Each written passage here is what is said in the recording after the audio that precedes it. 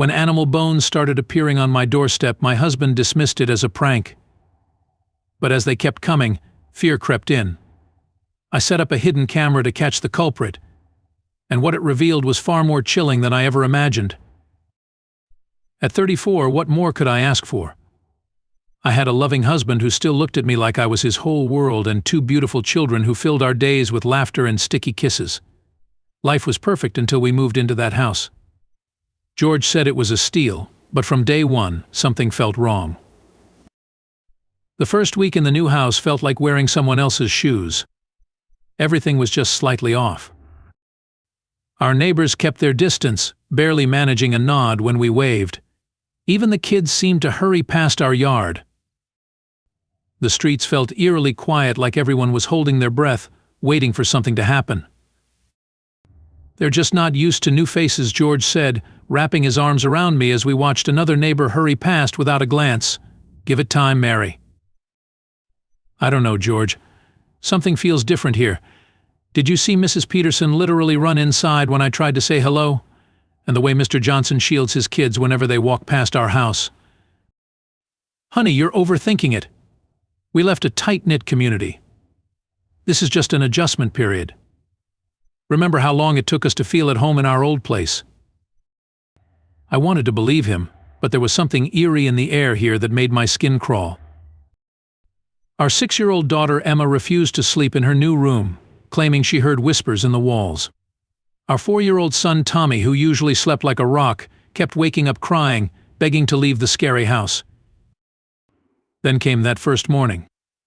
I stepped out to install our new mailbox, breathing in the crisp morning air, when I saw a neat pile of animal bones right on our doorstep.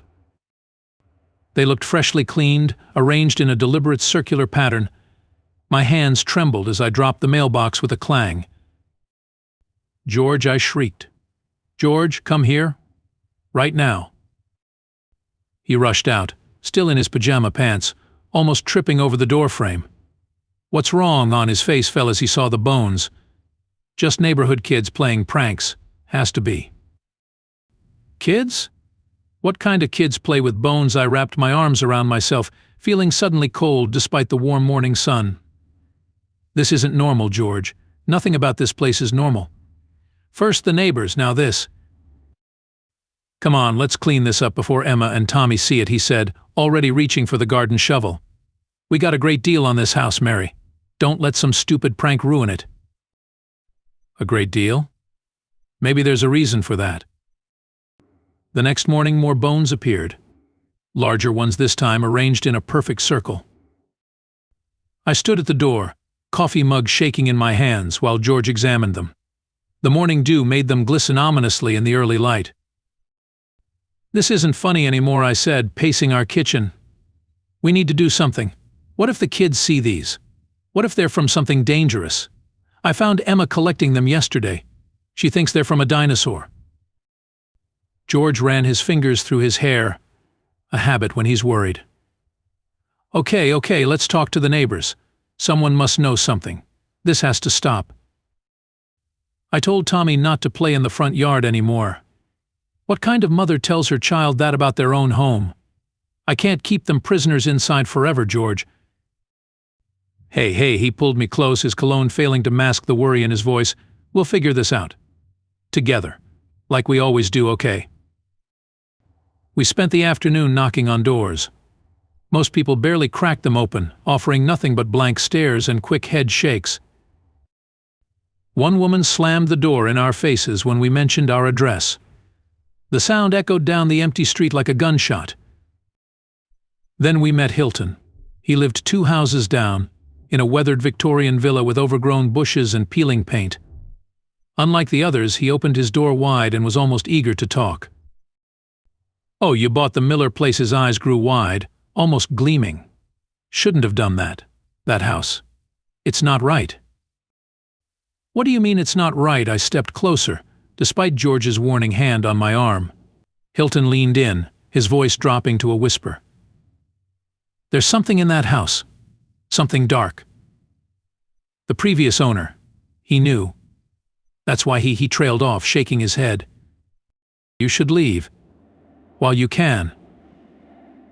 before it claims you too.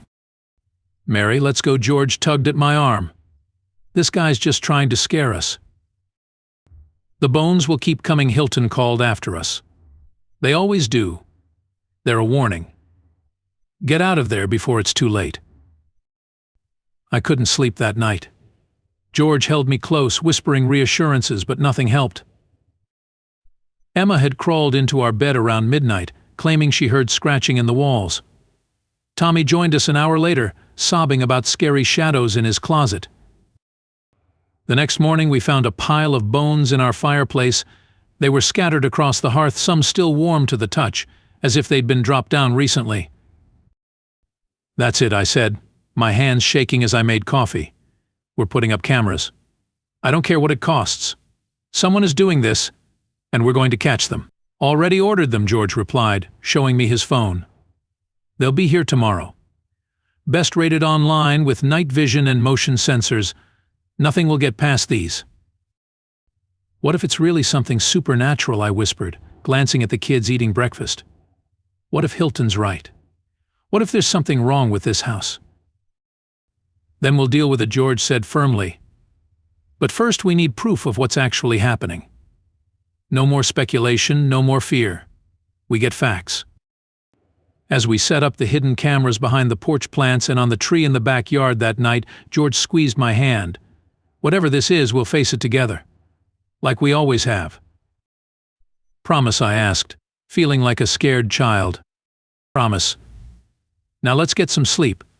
Tomorrow we'll have answers. The next morning I woke to more bones on the porch and immediately grabbed my phone. My hands trembled as I opened the security app. The footage was clear as day. Hilton, our concerned neighbor, was sneaking up our driveway at 3 a.m. and scattering bones from a cloth bag. Another clip showed him on our roof, dropping more down the chimney. The timestamp showed 3:47 a.m., his face clearly visible in the infrared light. I'm calling the police, George angrily said, grabbing his phone. That sick moron's been terrorizing our family. All his talk about the house being cursed.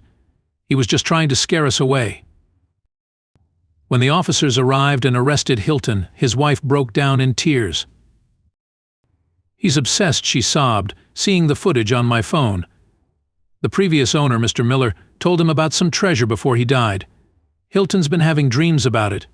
He thought if he scared you away. A treasure, I almost laughed. He traumatized my family over a treasure? My kids haven't slept well through the night in weeks. He needs help, his wife gasped. He hasn't been the same since Mr. Miller died. The talk of treasure consumed him. After Hilton was arrested, we decided to check the basement ourselves. George led the way with a flashlight, while I followed close behind. Stay close to me, he said, testing each step on the old stairs. Some of these boards looked pretty worn. The basement was exactly what you'd expect: dark, musty, and full of cobwebs. To our surprise, we found a wooden chest under a loose floorboard, just where Hilton had suspected. Inside weren't gold bars or precious gems, but old copper candlesticks and vintage jewelry, tarnished with age but still beautiful. Their family heirlooms, the previous owner's daughter explained when we called her. Dad was always talking about them, but we thought he was confused in his final days. They belong in a museum. Thank you for finding them. That night, George and I sat on our porch swing, watching the stars. Emma and Tommy were finally sleeping peacefully in their rooms, the house quiet except for the gentle creaking of the swing. Can you believe all this? I asked, leaning into his warmth. A grown man playing ghost with animal bones, all for what? Some old candlesticks and antique jewelry. People do crazy things for money, honey. But hey, at least we know our house isn't haunted. I laughed, finally feeling at home. No, just visited by a bone-scattering neighbor with treasure fever. Who's safely behind bars now, George added, pulling me closer. And our kids can play in the yard again. That's what matters. As George and I were getting ready for bed, we heard that familiar scratching sound in the walls. But this time, instead of fear, I was curious. Following the noise, we found an orange tabby cat slipping through Emma's open window, purring contentedly. Well, would you look at that, George chuckled, watching the cat make himself at home on the table. I squeezed George's hand, remembering all those sleepless nights. So this is what was keeping our kids up, a neighbor's cat. Looks like we solved the last mystery of the house, he said, wrapping an arm around me. Sometimes I still check our doorstep first thing in the morning, just in case. Old habits die hard, I guess. But now when I look at our house, I don't see a mistake or a source of fear. I see home, complete with our occasional feline visitor, who's always more welcome than bone-scattering neighbors.